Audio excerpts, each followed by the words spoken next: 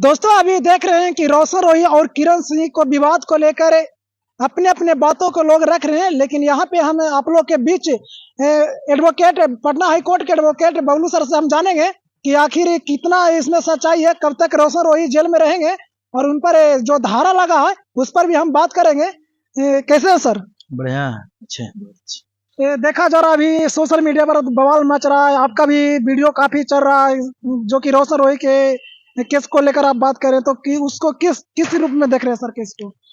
देखिए कि first of all आप देखिए कि जो केस हुआ है वो पॉक्सो में केस हुआ है।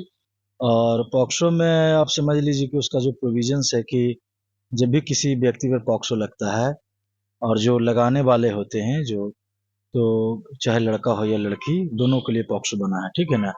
जो भी लड़की है जो अंडर 18 होती है, जो 18 बरस से कम जिसका एज होता है, उस मामले में पॉक्सो लगता है। तो यहाँ पे रोशन रोही का पॉक्सो एक्ट में उनका गिरफ्तारी हुआ है। तो चूंकि समझिए कि पहले इनका मैटर थोड़ा सा अलग इसलिए है कि दोनों के बीच शादी हुई थी, दोनों बहुत साल तक, बहुत समय तक, अच्छे समय तक दोनों साथ भी रहे थे।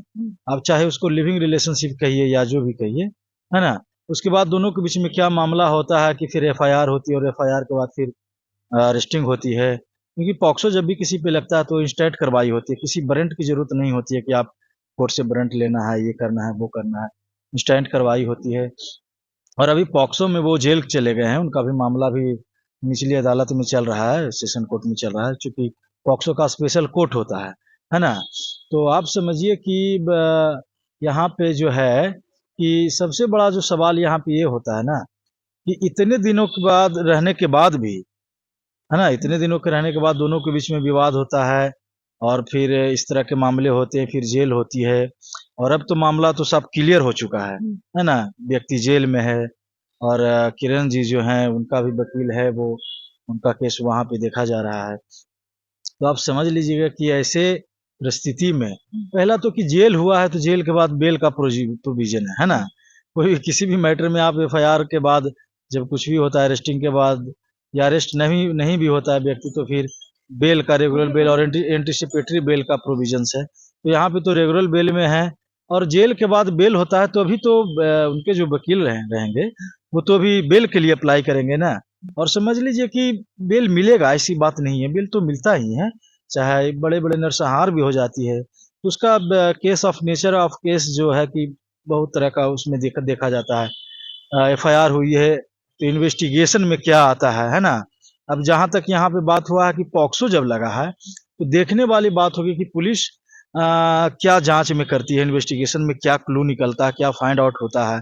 आप समझ लीजिएगा कि आधार कार्ड से अब हुआ है F I R, according to Aadhaar card से ही एज का डिटर्मिनेशन किया जाता है, अभी तक किया जा रहा है। लेकिन आप समझ लीजिए कि लीगल जो कंसेप्ट हमारा जो रहा है कि हाल ही में सुप्रीम कोर्ट ने भी बोला है कि आधार का डेट ऑफ बर्थ का कोई प्रमाणित करने वाला ये डॉक्यूमेंट नहीं है, ये कंक्लूसिव प्रूफ इसको हम नहीं मानते हैं, ठीक है ना।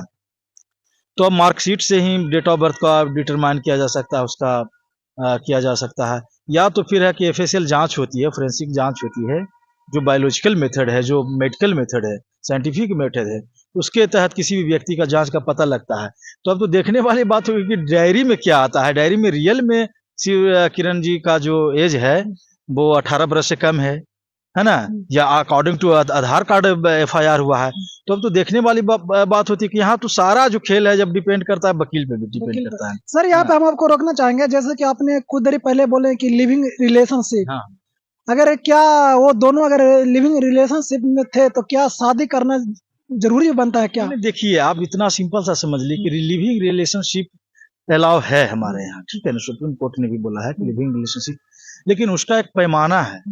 पैमाना ये है कि जब कोई व्यक्ति मेजर हो जाता है, बालिग हो जाता है, 18 वर्ष से हाँ 18 वर्ष से ऊपर हो जाता है, तब उसका इस तरह का किसी के साथ रिलेशन में आने का ये जो लीगली जो है कि वो आ सकते हैं। लेकिन कॉमन लोगों को इतनी जानकारी नहीं होती है। आप इतना समझ लीजिए कि कोई भी बच्ची है या कोई भी बच्चा है, 18 वर्ष से कम में आप किसी लड़की के साथ अगर आप बैड टचिंग करते हैं या सेक्सुअल हरासमेंट का मामला अगर बनता है, सेक्सुअल असॉल्ट का मामला बनता है, या चाइल्ड पोर्नोग्राफी या पोर्नो किसी भी तरह का पोर्नोग्राफी हो, तो इस सब मामले में आप समझ लीजिए अगर 18 वर्ष से कम है तो फिर पॉक्सो लगना तय है ना। और दूसरा बात मैं बता रहा हूँ कि कि अगर आप शादी करते हैं 18 वर्ष से कम लड़की की शादी तो वैलिड है ही नहीं, है ना।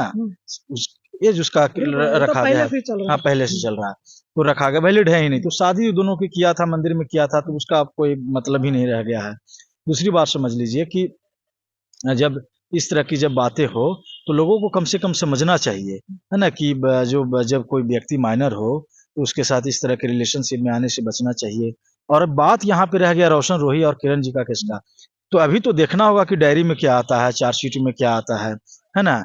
लेकिन इतना समझिए कि मामला तो थोड़ा गंभीर है, लेकिन हाँ गंभीर है, लेकिन इतना गंभीर नहीं है कि जेल से बाहर ही नहीं लोग निकलेगा, ऐसा नहीं है। यहाँ पे तो बोला भी जा रहा है, कोई कोई ऐसे एडवोकेट है, जैसे कि आपने बोले थे कि मेरे ही कोई सीनियर एडवोकेट है जो मतलब केस लड़ रहे हैं ना, देख रहे इस केस को, तो उन्हीं के द्वारा लगता बोला गया है कि ये मतलब उम्र कैद की भी सजा हो सकता है। उनके द्वारा नहीं बोला गया है। अच्छा, नहीं उनके द्वारा, ये देखिए कोई भी एडवोकेट अगर इस तरह की बात करते हैं तो वो पता नहीं वो कहाँ से बात कर रहे हैं, क्या बात कर रहे हैं, क्यों बात कर रहे हैं, वो मुझे पता नहीं है।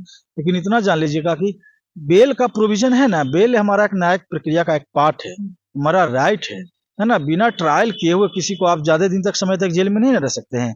और अभी तो उनपे आरोप लगा है ना, किसी भी व्यक्ति के बारे में बता रहा हूँ कि अभी आरोप लगा और वो आरोपी है। ऐसा नहीं कि अभी ट्रायल कंप्लीट हो गया 10 दिन में 20 दिन में, 10 दिन 20 दिन में ट्रायल कंप्लीट नहीं होता, एक लंबा प्रोसेस होता है।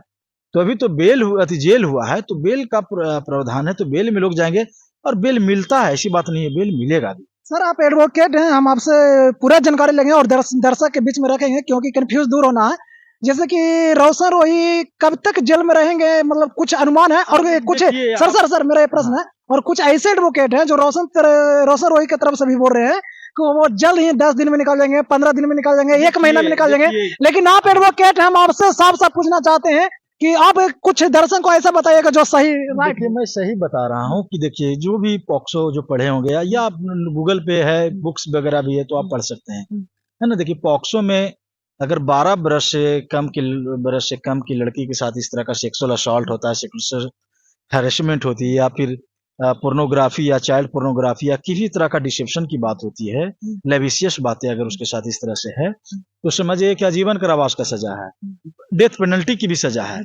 और अगर 12 बरस से ऊपर का है, 15 बरस, 16 बरस, 17 बरस है, 80+ कम है, उसमें आजीवन कारावास का सजा है। लेकिन सजा मैक्सिमम और मिनिमम यहाँ पे डिफरेंस रहता है कि किसी भी जो क्राइम में ये बैकग्राउंड देखा जाता है अक्यूज्ड का कि क्या बैकग्राउंड रहा है, तो सजा कोर्ट जो है कि मिनिमम से मिनिमम सजा देती है।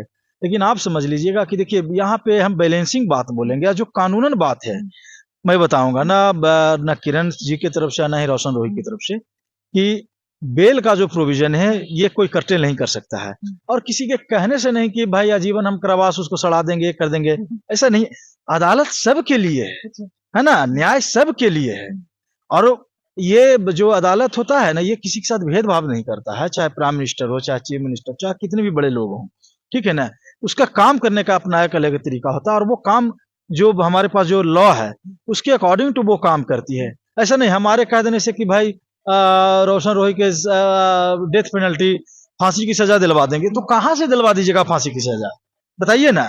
पॉक्सो में तो फांसी की सजा, डेथ पेनल्टी है, लेकिन 12 बरस से कम की लड़की के साथ अगर इस तरह की बात होती है तब है, और वो भी मैक्सिमम सजा किसी को नहीं दिया जाता है, बहुत रेयर एंड रेयर केसेस जो होते हैं उसमें दिया जाता है। और भी अक्यूज का बैकग्राउंड देखा जाता है कि कितना इस पे हैबिचुअल है या नोटोरियस क्रिमिनल है, तब इस तरह की बात होती है। तो किसी की कह देने से सजा नहीं हो जाएगी, और ऐसा नहीं है, बेल का प्रावधान है तो बेल मिलेगा ही मिलेगा, बिल्कुल मिलेगा।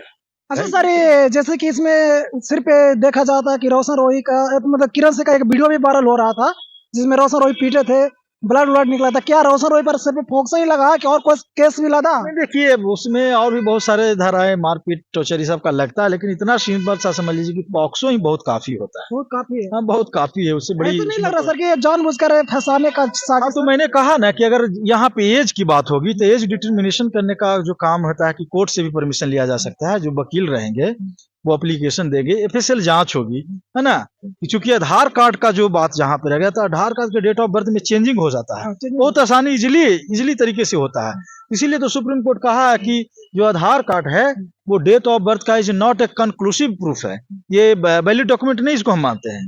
तो जो सुप्रीम कोर्ट जिसने जो बोल दिया है, तो उसी का समझिए कि वो लॉ बन गया, वो रूल्स बन गया है। तो उसी के अनुसार बात होगी। तो अब बात रह गया कि मार्कशीट में उनका क्या एज है, अगर सही में एज है या एक्चुअल एज है या रॉन्ग है या फिर क्या है।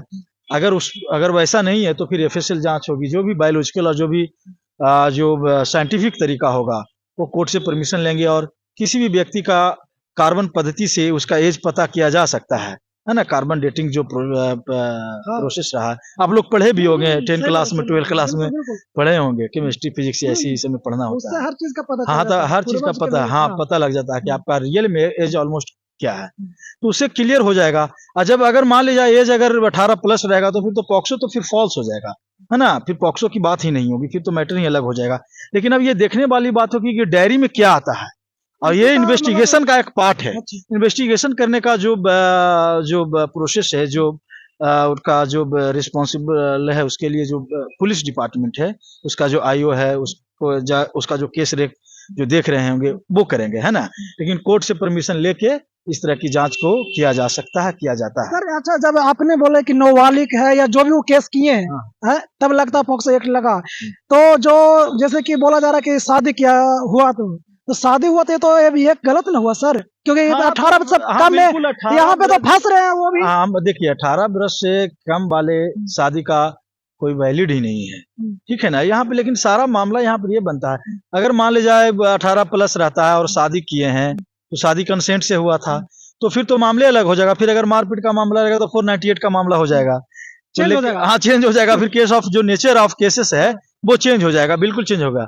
लेकिन यहाँ पे अब देखना होगा ना, इन्वेस्टिगेशन में ही देखना होगा कि एक्चुअल में उनका एज क्या है, क्योंकि पॉक्सो तभी लगता है जब 18 वर्ष से किसी का एज एक दिन भी अगर कम हो तो पॉक्सो लगेगा। हाँ, समझ लीजिए, चाहे वो लड़का हो चाहे लड़की हो, गर्ल्स हो या बॉय। तो दोस्तों आपने देखा कि रोशन रोही पर जो केस जो लदा है, जो एफआईआर जो किरण सिंह किए थे, उसको पर हमने चर्चा किया, और पटना हाई कोर्ट के एडवोकेट बबलू सर हैं जो आप लोग के बीच रखे, और ये भी ये बोल रहे हैं कि ये भी ना हो सकता है कि मतलब वो हमेशा जेल में रहेंगे, ये बोल रहे हैं। और जितने भी दर्शक देख रहे हैं, जो भी रोशन रोही को चाहने वाले हैं, उनको विश्वास है, हम आप लोग के ये बोले हैं, वो जब जेल हुआ है तो बेल भी होगा, और इस पर गाना भी निकला हुआ है कि जेल हुआ तो बेल होगा। बाकी आप इस वीडियो को देखकर क्या समझते हैं कमेंट बॉक्स में जरूर बताएं, और इस वीडियो को जितना हो उतना शेयर करें। थैंक यू, धन्यवाद।